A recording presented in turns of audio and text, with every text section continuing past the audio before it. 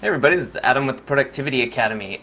Today I've actually got several topics. I saw some really cool questions about like where to focus your time first, and we'll get into that. Good time management tool or the best time management tool. How effective is the Pomodoro technique? And stopping social media rabbit holes, what I call it, getting in the rabbit hole. You're like, I'm just going to check Facebook, and then 30 minutes later you realize, crap, 30 minutes later.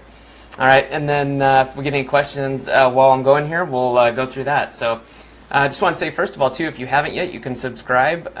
If you're watching this on YouTube, you can just click the button. If you're anywhere, you can go to productivity.academy/questions, all right? You can go there, and anytime during the week, you can just ask your question about productivity, time management, productivity apps, anything to do with this type of stuff.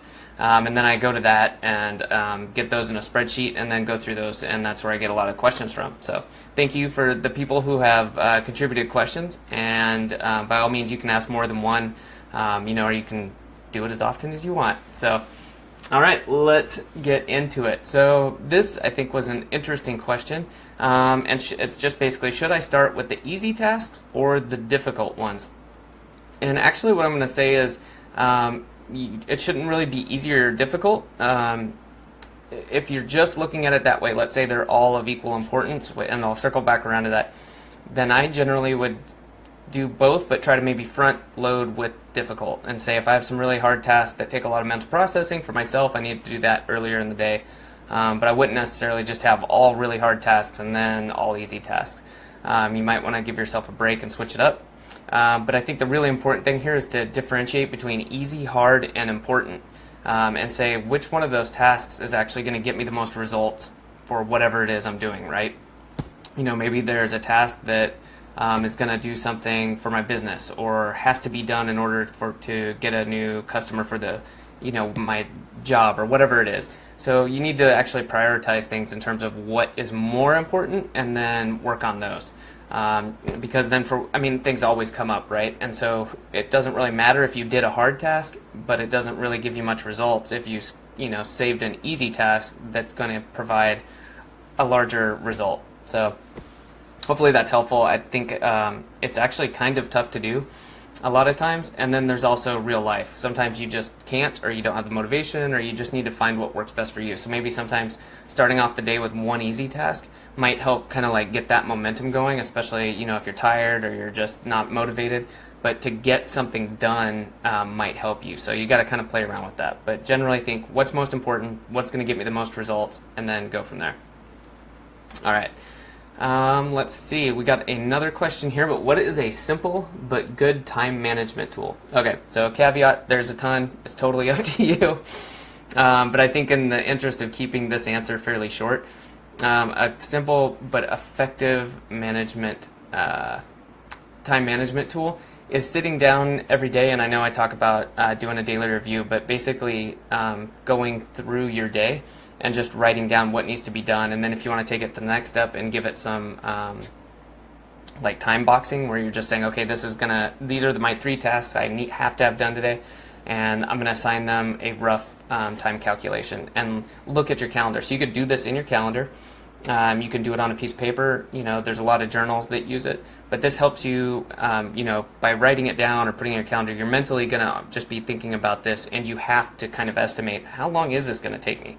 And so this is good on 2 counts. That day, it helps you actually plan the day. And then over time, you get more and more accurate on understanding exactly how long stuff takes. Because a lot of people, myself included, we underestimate. And then on the other hand, sometimes you do overestimate. You're like, oh, wow, I thought this task would take an hour. I can knock it out in 15 minutes.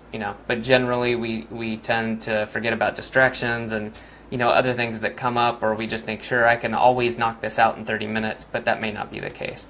So I really think either they're doing this once or even twice a day is a really good way, and you can probably do it in 10, 15 minutes tops, and you just sit down and go through and plan out your day, put your most important task, order things out, and go from there. And I found that to be really simple in the sense that, it doesn't take a long time, it's not complicated, but you do have to build the habit. So cool.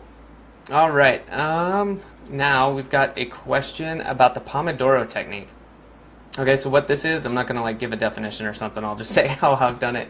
But generally I'd do, I think 25 minutes is the most common, but you can do whatever time limit you want. You set a timer, and you basically just go, okay, like you assign yourself a task, I'm going to finish it, or, reach these objectives in this amount of time. But then when that time is up, you take a set amount of breaks. And so generally people stack these together. So you'll have, like, let's say 25 minutes of on, and then a 5-minute break. And you do 3 of those before taking a bigger break or something like that. It's totally up to you how you want to do this. So I've done that, and I've found it to be fairly effective. I actually used it more for reminding myself to get up and move around because, working at the computer, I would find that I would go like 2 or 3 hours and I haven't gotten up and moved around. I'm like, wow, this is really not good. I'm like stiff and sore when I stand up. I was like, this is crazy. So that's what I actually use them for.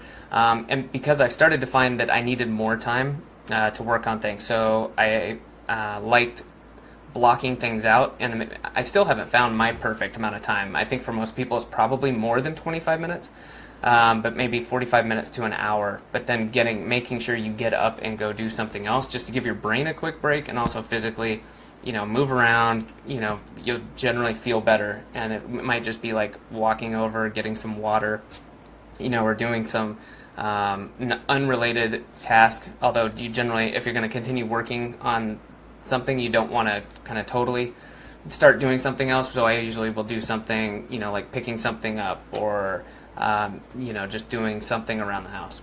So anyways, I think it's pretty effective. It's up to whoever uses it, though.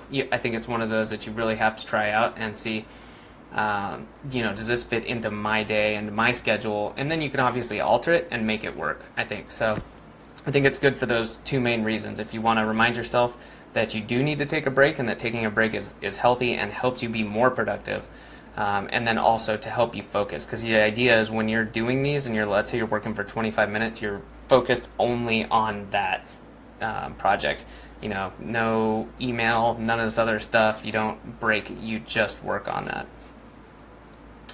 Alrighty, let's see, we've got one more, and I think this is also good. What's the best way to control time? How can you escape and stop spending time on social media? Good question. So part of it is just getting in the habit, but you can help yourself. So I think, like what I just talked about, the Pomodoro technique, and you can set these times where you don't use anything else. If you're focused on a project, you only focus on that, but it's for a set amount of time. And I think that can be helpful, because this is a way you can stop using social media as much as say, hey, I'm working by using the Pomodoro technique. Let's say I'm going to do 25 minutes and I'm focused only on that. And then I've got that 5-minute break or 10-minute break, and I'll get up and get a glass of water, and then I'll check Facebook. But at that end of that 5 minutes, I'm done. I put it down and I go back on to whatever I'm working on next. So I think that can be effective. But then there's also tools that can help you. I use a Chrome extension. Let me actually see if I can find it here. This is horribly boring. Okay, Newsfeed Eradicator for Facebook. And so when I go on Facebook, since I have to do that for work from time to time and manage groups and things like that, but when I go to Facebook, I don't get the newsfeed. All right, I could post something, but it has no post, and so I can go in and do my stuff, and I'm not distracted by the latest cat pictures or anything. And then the other one I think for this is good, as with most of us having our phones on us all the time. If you can put it on silent, like truly silent, or put it in another room or another area, put it in a drawer, so you're not constantly seeing it, because I know that's a tough one to ignore, especially for social media. If you get notifications and you see the screen light up or you hear a buzz, you're generally just going to go right to it and pick it up. So I think that's also helpful. So, all right, well, that is all the questions for this week. Again, if you've got questions at any time, you can go to productivity.academy/questions and ask questions about productivity, apps, anything, time management. And if you haven't yet, please subscribe or follow on Facebook. And again, if you got any questions, just pop them in there. You can even do it on the comments on videos while we're live or afterwards, and I go back through those and we'll answer them. All right, thanks for watching.